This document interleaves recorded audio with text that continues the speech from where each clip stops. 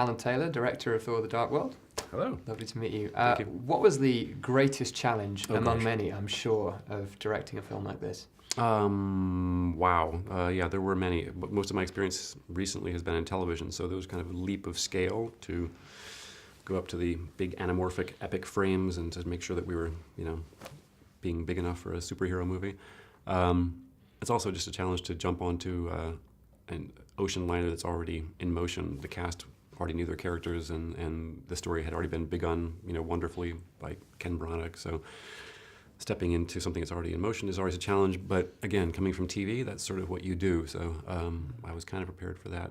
I think probably the biggest creative challenge is the Marvel challenge, which is to balance a whole bunch of tones in one movie.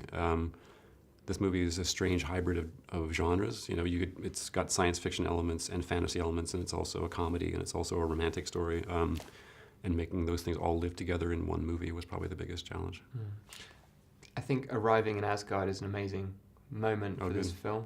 How do you create something that grand and make it feel sort of tangible and real? Yeah, I was focusing on the tangible and the real, so I was sort of really keen on we shot landscapes in Norway that could be the basis for the city we were creating. Charlie Wood, our designer, built the biggest sets Marvel's ever built that were built the old-fashioned way with plaster and wood, and so they had a solid, tangible quality to them. And then besides what I was pushing for, there's an army of people who were creating the moment you talk about, where we sort of fly into Asgard the first time. The visual effects designers and Double Negative, the company that created the architecture there, working off of Charlie Wood's design. So there's an army of people trying to make that real, and I think that particular imagery was something that I was trying to change from the first film to make it feel a little bit more grounded and a little bit more like you could actually imagine being there, walking amongst these gods. Yeah. The cast are kind of coming back together, and they're delighted to be back together. They all get along. Did they bring a lot of insight to you? Did you take a lot from them? Yeah. Luckily, they're all really good at what they do, and they have the characters deeply, embedded in them at this point. Particularly Tom and Chris have done a lot of work on these guys. They've had 2 movies together to be these characters, and they're both hard-working young men who are really putting a lot of thought into it. And we also, in a movie like this, at least in my experience, we had a script that was in flux the whole time, and we were, writing the script up until like 2 weeks ago. And so having input from Chris and Tom was actually really key. They actually suggested dialogue and emotional moments that would not have been in the film had they not sort of drawn on their own experience of these characters and put them in. And that's true with little comic moments, like when Thor hangs his hammer up on the coat rack. It's also true of probably the deeper moments when Thor and Loki have a moment to actually talk together as brothers. And it's one of my favorite scenes where they actually deal with what's between them for once. And that very much grew out of suggestions from Chris and Tom. You've got a fantastic villain on board with Malekith, Chris Eccleston. Just talk about the power of his part and the ability to actually bring something dark and threatening out of the screen. Yeah, we had sort of 2 villains in this movie. We had the one we knew very well, the mercurial and mischievous Loki, and then we had another villain that was the real threat, that is, there to stand in contrast to Loki, but also is the force that sort of forces Loki and Thor together because they have a common enemy.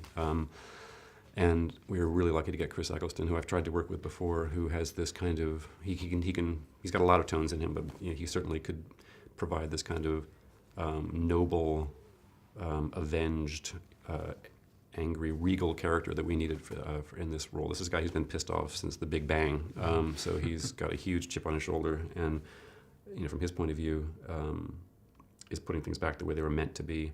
And there's a haughty elegance to this guy, and Chris Eccleston was really able to bring it. He also had to get up at 4 o'clock in the morning to put on. There's a lot of elf going on there. And then the most ridiculous thing we had to ask him to do was at the very last minute, we said, oh, and by the way, you're speaking most of your lines in Elven. And so he literally was going to get on a plane to go to Iceland to shoot his first things, and all the lines he'd memorized had to be re-memorized in Elven, a language which was created by the wonderful guy that designed the Dothraki language for Game of Thrones, who's a language specialist, and it ain't easy speaking Elven. I'm sure it's not. A massively important element is the relationship between Jane, Natalie Portman, and Thor, Chris Hemsworth, excuse me. One of those guys. Just talk about getting the tension right between them and getting the complexity of their relationship right. Yeah, it's funny. You're saying tension and complexity, and in a way, those are the things. But it's also just the most familiar relationship. You know, he told his girlfriend he was going to be back, and he never called her, and she knew he came to town, and he didn't call her, and now he's in trouble. I mean, there's that sort of basic, simple, petty thing going on in their relationship as well. But they do swoon when they're around each other. The first time they meet, there's a really nice moment that where they just they stop talking and they just run out of words because they're just falling into each other. I think it's very delightful. In the first film, Thor was the fish out of water that came to her world. In this one, because she's imperiled, she gets yanked back to his world, and again, we get to go through we're traveling through a wormhole to get to another realm, but at the same time, he's bringing her home to meet mom and dad, and so the sort of the small moments are playing as much as the big scale is playing, and the two of them really enjoy each other. They laugh on set together a lot. They're both very happily married, but you can totally believe they're in love when they're together. Yeah. The Marvel universe, you start watching the film, you see those Marvel opening credits, and you kind of get into that tone, and you reference all the other films that you've seen Right. when you see that. Right. Talk about coming into that Marvel world as a director. Not only is there a Marvel logo at the beginning, but it's the brand new Marvel logo, which is getting, it's just gotten 3D or something. It used to be flatter, and now it's getting bigger. It's daunting because when we started this film, Avengers hadn't come out, and by the time we finished it, Avengers and Iron Man 3 had come out, and they both made literally a Googleplex $1 billion. So the bar was being raised in terms of audience awareness and audience appetite and expectation. So now we're stepping into a much bigger playing field than when I initially got involved. And as you mentioned, there's a kind of tonal consistency to these movies that it has to be maintained. So it's a challenge, but it was a fun one. And from what I'm hearing, I think we got it. In one sentence, because I'm going to be kicked out, could you say what you hope audiences will take away from Thor: The Dark World? If I do it in one sentence, it's going to take me 10 minutes to try and think of that one sentence. So I could just blither for a little bit.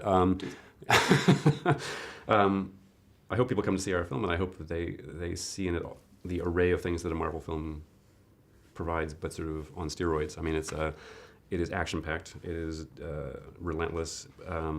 It is emotionally wrenching at times and involving, but it is also hilariously funny frequently. And it's that wild ride that you get in Marvel movies that combines all those tones that with an epic scale that I hope they enjoy.